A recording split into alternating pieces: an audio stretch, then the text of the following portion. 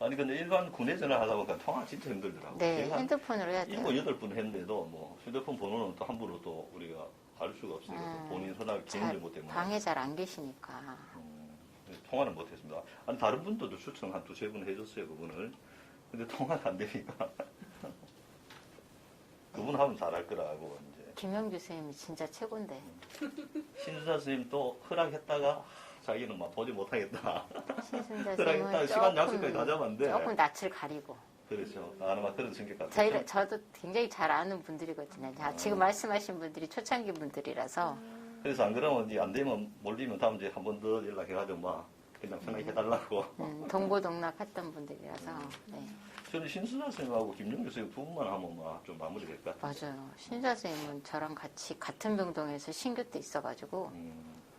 다시 한번 네. 선생님 임명해가지고 제가 다시 한번 전화드려봐야겠다. 강력하게 추천하더라고.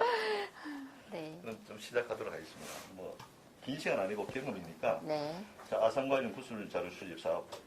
이번 주제는 아산병원을 중심으로입니다. 자, 오늘은 서울 아산병원 임상시험센터에 근무하시는 김윤옥 선생님 모시고 인터뷰를 진행하도록 하겠습니다. 오늘 날짜는 2021년 12월 9일 오후 2시입니다. 일단 먼저 구술자의 개인생애, 생년월일하고 고향을 좀 구체적으로 말씀해 주십시오. 생년월일 1968년 9월 26일생이고요. 전 전라남도 나주에서 태어났습니다. 네. 어릴 때는 형제 몇 형제? 일남 3녀 중에 둘째로 태어났고요. 태어나기는 나주에서 태어났는데 이제 아빠 그 직업상 전라북도 고창에서 초등학교는 나왔고 중고 대학교까지는 광주에서 나왔습니다. 예, 대학 졸업하고 바로 90년에 서울 아산병원에 입사해서 지금까지 33년 정도 서울 아산병원에서 근무하고 있습니다. 네. 그럼 어릴 때 좀 본인의 가정 형편은 좀 어땠다고? 네. 저희 아빠가 10남매 장남이셔서 굉장히 대가족에서 살았고요. 제가 어려서 삼촌들하고 같이 자랐어요. 그래서 되게 좀 이렇게 나이 많은 분들하고 잘 지내는 그런 스타일이었고요. 저희가 나주가 과수원이 많잖아요. 배과수원이 있어서 굉장히 많은 대가족, 일하시는 아저씨들도 많았고 또 뭐 10남매니까 뭐 작은아버지들 고모들이 늘 왔다 갔다 하면서 자라서 가정은 그냥 되게 북적북적하게 살았고 할아버지가 그때 또 정미소 이런 걸 하셨어요. 그래서 막 동네 사람들이 다 친척같이 사는, 그러니까 되게 이렇게 많은 사람들 속에서 커가지고 저로 이렇게 별로 어렵지 않다. 사람을 만나는 게 어렵지 않다. 그래서 지금의 직업이 처음부터 원하던 직업은 아니었지만 이렇게 선택할 때 크게 주저하지 않고 할 수 있었지 않나 하는 그런 생각을 좀 해볼 수 있는 것 같아요. 그럼 초등학교는 그러면 또 고창이고 중고대는 광주에서. 네. 그럼 학창 시절에서 가장 기억에 남는 한 가지 네. 어떤 걸 꼽겠습니까? 전 이제 일남 3년대 언니 있고 제가 둘째고 밑에 남동생 밑에 여동생이래요. 근데 저희 아빠가 10남매 장남이어서 굉장히 아들을 바라는 집에서 둘째 딸로 태어나가지고 약간 둘째 딸의 그 서름이 좀 있었어요. 그래서 어르신들한테 되게 눈에 띄고 싶었나 봐요, 제가. 그래서 어려서 앞에 나가서 노래하고 말하는 거를 되게 막 하고 싶어 했었대요. 그래서 초등학교 때 운변을 해볼 사람 했는데 제가 뭐 손들고 뭐 해보지도 않았는데 해보겠다 해서 어려서 이렇게 말하기 대회, 운변대. 그때 저희 시대 때는 뭐 나는 공산당이 싫어요 이런 방공 운변을 많이 하던 시절이어가지고 운변대에 나가서 상 타면 뭐 막 집안 살림에 도움되는 거 하나씩 주더라고요. 뭐 밥솥도 주고 뭐 이런 거. 근데 그런 걸 또 학교에서 상 받아오면 되게 자랑스러워하니까 그래서 운변을 특기로 고등학교 때까지 먹고 살았다. 아무튼 되게 막 상품도 많이 받아오고 그리고 이제 약간 조금 어려서 키가 좀 작았었는데 지금은 좀 컸지만 그때는 되게 작았었거든요. 근데도 운동에 되게 소질이 좀 있어가지고 뭐 이렇게 뭐 배드민턴 달리기는 못했지만 배드민턴, 배구 뭐 각종 운동을 할 사람 하면 손들고 나가고 좀 그렇게 어린 시절을 보냈던 것 같아요. 그러면 이제 대학 졸업하고 바로 아산병원으로? 네, 대학교 4학년 때 제가 그 반 대표, 그 학년 대표였는데 이제 서울로 이제 지방대학에서는 서울로 진출을 많이 하던, 물론 학교 대학에서도 남아도 좋을 텐데 학교를 서울로 가고 싶었는데 학교를 서울로 갈 수 있는 형편은 아니어서 이제 지방 국립대를 나왔고 서울에 가서 청운의 꿈을 안고, 사실 저는 미국이나 캐나다 가서 간호사를 하고 싶었어요. 그래서 이제 서울로 올라왔는데, 서울로 올라와서 있었지만 그냥 서울로 올라와서 병원을 딱 찾아봤는데 그때가 서울중앙병원이 오픈해가지고 제가 그 병원을 세 군데를 합격을 했는데, 서울대하고 서울중앙병원, 그 다음에 고려병원, 지금은 이제 삼성병원 계열 세 군데를 입사를 하게 할 수 있었는데, 두 개는 기숙사가 있고 한 군데는 없었어요. 그래서 서울중앙병원이 없었는데, 우리 선배님 중에 여기 미리 와서 계시던 89년에 입사한 선배님이 뭐 새로운 것에 대한 도전과 뭐 이런 걸 해보려면 신생병원이 좋다. 그러니 이쪽을 너는 택하는 게 좋겠다. 네가 원하는 바를 이루려면. 그런 얘기 이제 딱 꽂혀가지고 뭐 집도 절도 없는데 서울중앙병원에 왔고, 뭐 그때 올 때는 정말 병원 하나 딸랑 있고 근처에 뭐 아파트도 그냥 드문드문 있고 막 황량했었거든요. 그래서 뭐 친척들 집에, 서울에 있는 친척집, 저희가 이제 신남매니까 뭐 고모 작은아버지 많잖아요. 이 집에서 3개월, 저 집에서 3개월 살면서 자취방 값을, 전셋값을 구할, 제가 모을 때까지 이렇게 친척집을 좀 1년 반 동안 전전긍긍했던 것 같아요. 그럼 당연히 그때는 공채잖아요. 그렇죠, 공채. 그때는 시험 보고. 주로 어떤 그 시험 봤어요? 이제 면접, 시험을 먼저 보고 면접을 다음을 봤겠죠. 그래서 간호학 시험하고 영어 시험을 봤어요. 지금 여기 풍납중학교에서 뭐 입학시험 보듯이 시험을 봤어요. 그래서 이제 뭐 경쟁률은 높은 편이었어요? 높았겠죠, 그래도. 왜냐면 근데 굉장히 많이 뽑아서 한 300명 정도 뽑았다고 저는 알고 있거든요. 그 당시에? 신입 300 정도 됐었고, 저희 한 명동에 동기가 10명이 왔어요. 10명이 왔는데, 다 이렇게 지방대는 좀 뭐 이렇게 국립대 뭐 이런, 저희 동기도 70명 졸업했는데 15명 왔어요. 그러니까 굉장히 많이 왔죠. 학교 병원하고 거의 비슷한 숫자로 제가 왔고, 지금 동기들 중에 다 이제 다른 분야로 가고 저희 3명 남았거든요, 지금. 그럼 처음 왔을 때 아까 잠깐 말한 환경은 뭐 지금도 교통 환경은 별로 좋은 편 아니잖아요, 여기가. 그때는 정말 어마어마했죠. 뭐 출퇴근 어떻게 했습니까? 처음에는 제가 고모집에서 수유리에서 지하철 타고, 여기 그때는 성내역이라기는 성내역에서 내려서 저희 다리가 없었어요. 징검다리를 건너가야 했어요. 제가 우리 직원들하고 여기 다리 건너면서, 있잖아요, 옛날에는 여기 징검다리여갖고 비가 오면 못 건너. 그래서 버스 타고 이렇게 한 바퀴 돌아야 된다? 그래서 비가 오는 거를 별로 안 좋아했었다. 그런 얘기를 했었고요. 그래서 뭐 출퇴근 시간이 굉장히 오래 걸렸고, 아시겠지만 90년도에 이게 물에 잠겼을 때가 있잖아요. 9월에. 제가 그날 아침 대입번 출근을 했었는데, 새벽 6시에 출근할 때 이미 비가 많이 오고 있었는데, 근무하다가 점심 낮에 갑자기 식당에 내려갔던 선배님들이 막 뛰쳐 올라오면서 식당에 물이 잠기고 있다는 거예요. 무슨 소리야? 이거 말도 안 되는 소리다. 그랬더니 밖에 내다봤더니 응급실 앞에 주차장에 이렇게 차가 이렇게 물이 잠기고 있는 거죠. 그래서 이거 정말 이상한 일이 다 있구나 하고, 그날 새벽에 출근해서 퇴근 못했죠. 밤새 환자들하고 하룻밤을 지새고 촛불 켜고, 전기도 다 나갔으니까 촛불 켜고 환자분들 현대백화점에서 그 헬리콥터로 가져온 도시락 나눠드리고, 약 싸서, 촛불로 약 싸서 드리고, 환자분들도 뭐 이렇게 보트 태워서 다른 병원으로 전원시키고, 다음날 오후 6시에 퇴근하는 그런 정말 아무나 경험할 수 없는 아주 뭐 좋은 경험이라기보다는 정말 특별한 경험. 그리고 그때 같이 일했던 사람들과의 정말 엄청난 끈끈함. 하룻밤을 우리 병원 무너지면 어떡하니? 우리 병원 다시 일할 수 없는 상황이 되면 어떡하니? 이런 이야기를 밤새 나누기도 하고, 비가 그만 오긴 오겠지?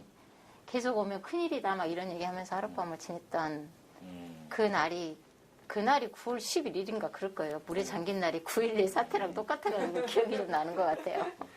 그럼 이제 홍수 문제가 나왔으니까 아마 초기 근무한 의사 선생님이나 뭐 간호사 선생님, 뭐 직원도 마찬가지고 맞아요. 이 부분을 굉장히 크게 생각하고 아마 이런 동네에 아산병원이 성장하는데 바탕이 됐다 이런 자부심도 굉장히 대단하다. 네, 네. 그럼 그 당시 비가 그렇게 오면 이게 뭐 이 병원이 잠기겠다는 그런 생각은 못 했는가요? 안 했죠. 전혀. 네. 그럼 몇 층까지 문이 잠겼죠, 이 병원에? 1층까지 잠겼어요. 아, 1층, 1층까지? 아니, 1층은 아니고, 여기 1층에 하면 요 정도 잠겼다고 그래요.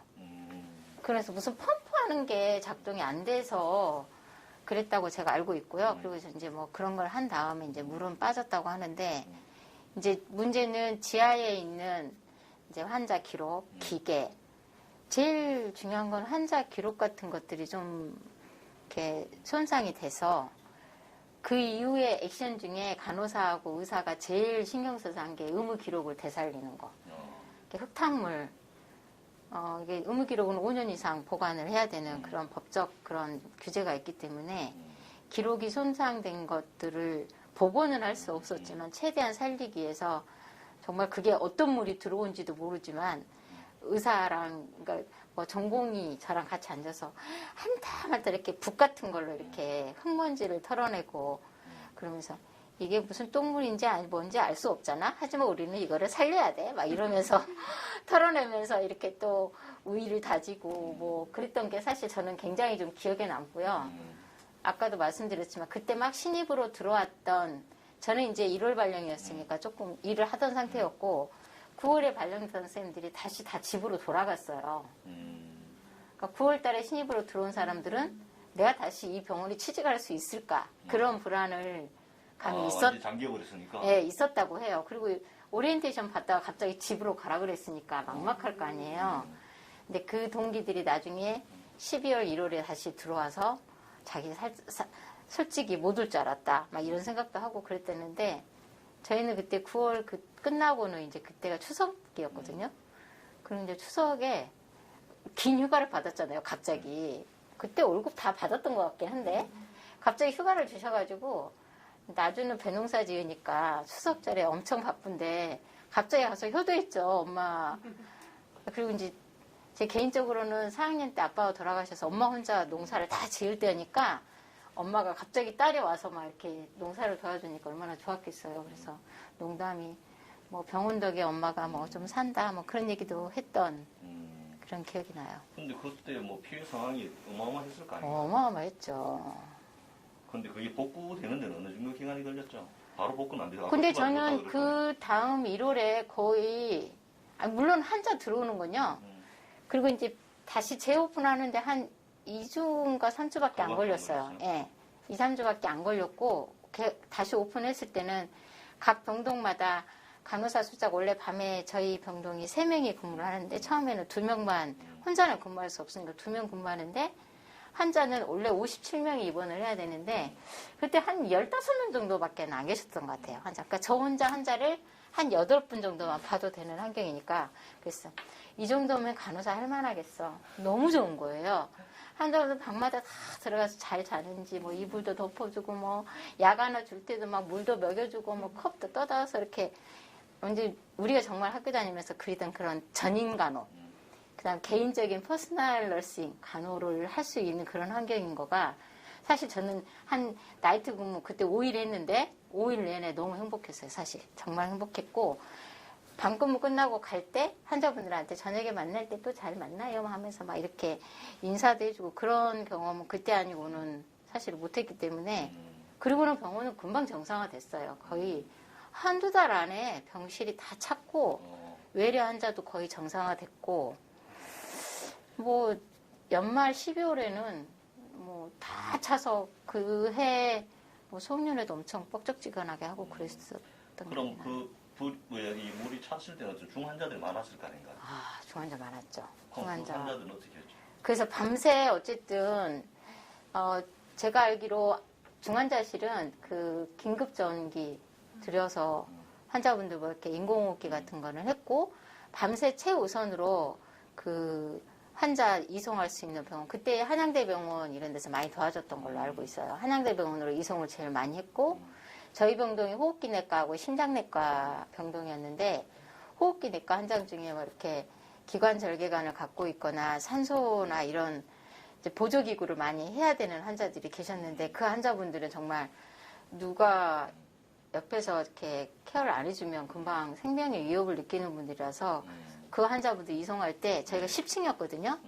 10층부터 1층까지 환자분 그 스트레처카 있잖아요. 이렇게 바퀴 없는 거 네. 이렇게 들고 그거를 뭐 방사선사 선생님들을 남자분들이 4명 들면 간호사 1명 옆에 붙어서 기관절개관을 갖고 있다라는 거는 가래가 계속 나와서 그걸 뽑아줘야 되는데 이 원래 기계에 연결해서 가래를 뽑아야 되는데요. 그게 안 되니까 네.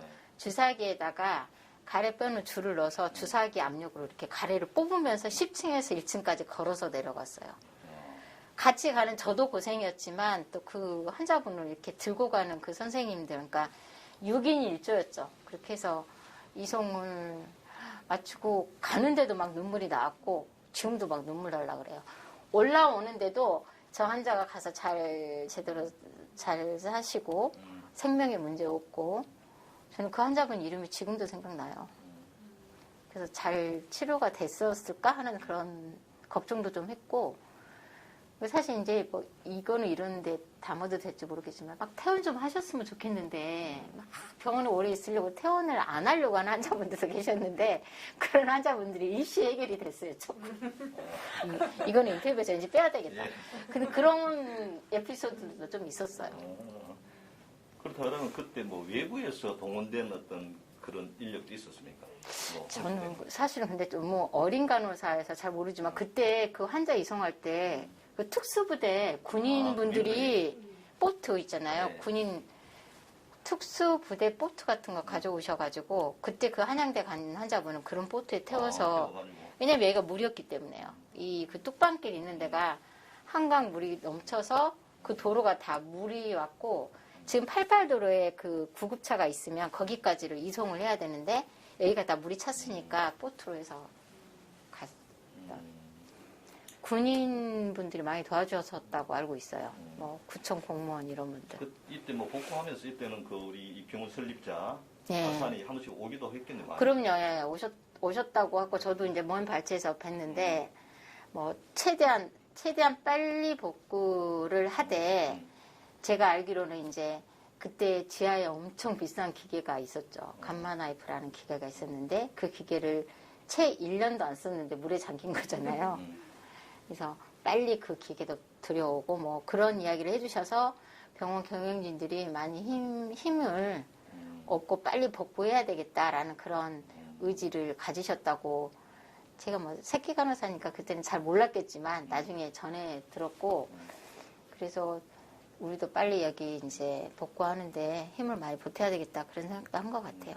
그럼 간호사의 시각으로 그래 홍수로 인해 얻은 것이 있다 그러면 어떤 것이 있겠습니까? 저희 결집력, 결집력, 애사심 그리고 그런 중에도 금방 복구했고 다시 환자분들이 찾아올 수 있도록 만드는 그 주인은 여기에 있는 우리 직원들이 해야 된다라는 그런 생각을 갖게 됐다고 저는 생각을 해요. 저도 그런 생각 정말 어리지만 23살짜리가 뭘 알겠어요. 대학 갓 졸업하고 그런데도 뭐 수강마사님이나 이런 윗분들이 늘 그런 얘기를 했어요. 이게 뭐 사실 지금 생각하면 그게 그런 이야기였을 텐데 뭐 전화위복 이런 얘기로 뭐 사람들은 여기서 서울중앙병원이 뭐 무너질 걸로 생각하지만 우리는 더 잘 할 수 있다 뭐 그런 얘기들을 해주셨던 것 같아요. 훈화 말씀처럼 하셨던 것 같아요. 아니 그때 이 수월대도 됐다 그랬잖아. 네네네. 왔을 때 이 간호사의 대우는 좀 어느 정도였습니까? 저희 초창기 때요. 사실 그때는 어려서 막 급여가 어디가 높고 낮고 그런 거를 우리 시대 때는 그런 거 비교 잘 안 했던 것 같아요. 그냥 나는 제가 목표한 거는 지방대학을 나왔지만 서울에 있는 좋은 병원에 가서 내가 하고 싶었던 꿈을 펼칠 수 있으면 되겠다라는 생각을 했었기 때문에 급여는 그래도 뭐 서울대보다는 저희가 높았다고 저는 알고 있고요. 신규들 입장에서. 그리고 뭐 그때 뭐 한양대, 뭐 경희대 이런 데가 고대, 막 노조도 있고 그래서 거기는 간호사는 급여가 많다. 그런데 되게 빡세다. 뭐 규율도 세다. 근데 우리는 생각보다 되게 자유스럽고 그리고 각종 학교에서 다 모였기 때문에 문화가 되게 다채로웠다. 그러니까 파벌 이런 게 없는 거죠. 다 그냥 동기들끼리 우애가 좋았어요. 그 해, 그 달에 입사한 동기들. 그 동기들끼리 모여서 공부도 하고, 다른 병동에 있는 애들하고 모여서 너네는 어때? 어때? 막 이런 이야기도 좀 하고. 그런 거를 하도록 그 간호부에서 좀 유도를 했어요. 동기들끼리 모여서 서로 이렇게 좋은 시너지를 내게 이제 해야 된다. 그게 아마 우리 병원의 이제 직원 교육의 철학이 아닐까 하는 그런 생각이 들어요. 그럼 구술자와 함께 이제 병원 생활을 시작한 사람 중에서 기억에 가장 남는 사람은 의사든 간호사든 직원이든. 일단 간호사 선생님으로는 제가 신입 간호사 때 같이 병동에서 이제 동고동락했던 이제 선배 간호사님 중에 한 분이 계신데 그분은 좀 오래 계시지는 않았고요. 네. 그냥 한 2년 정도 있다가 그만두셨는데 그분이 이제 책임 간호사였기 때문에 신규 간호사 교육을 항상 시켜주셨고 예를 들어서 뭐 좀 환자나 보호자들하고 갈등이 생겨서 울고 있으면 와서 이렇게 다독여주고 또 잘하고 있다고 해주셔서 그분이 좀 기억에 남는데 그분이 계시고 그 다음에 수간호사님. 저희 수간호사님 진짜 호랑이셨어요. 호랑이. 이분도 퇴직했어요? 진직 퇴직하셨죠. 네, 퇴직하셨는데 그분 수간호사님을 좋아하기가 쉽지 않은데 사실 저는 왜 좋아했냐면 제가 지금까지 이렇게 막 일을 굉장히 강박적으로 잘할 수 있도록 기틀을 마련해 주신 분이 그분이 아닌가. 엄청 혼났어요. 제 강주에서 올라와서 사투리 쓴다고 혼나고 사투리 쓰면 환자들한테 무시당한다고. 그러니까 이렇게 말도 전문가답게 해야 된다. 사투리 쓰면 전문가여도 전문가답지 않게 보인다. 그러셨고요. 또 호흡기내과에 은퇴하신 교수님 한 분이 계신데 청렴하시고 결백하시고 직원들 교육, 간호사와 의사하고 똑같이 교육을 철저히 시키시는데 왜 시켰냐 하면 환자를 위해서. 그러니까 간호사나 의사가 실력이 없으면 손해는 환자가 본다. 이 철학이 있으셨어요. 그래서 호흡기내과 그 교수님 지금도 뭐 어디 학회 같은 데 만나면 너무 반갑고. 그분 성함이 어떻게 돼요? 김원동 교수님. 그분 인터뷰를 안 했네요. 지금 어디 계시지? 김원동 교수님 계시고 그 다음에 이제 전임 병원장님 하셨던 분도 호흡기내과에 나중에 오셨는데 제가 책임간호사 호흡기내과 병동 책임간호사일 때 이제 다른 데 병원에 있다가 오셨는데 또 새로운 시각으로 오셔서 또 이제 직원들 입장에서 많은 대변을 해주신 교수님 이제 전임 병원장님 그분도 존경하죠. 네. 나중에 우리 수간호사 이분 좀 연락처 있으면 좀 지금 퇴직했으니까 뭐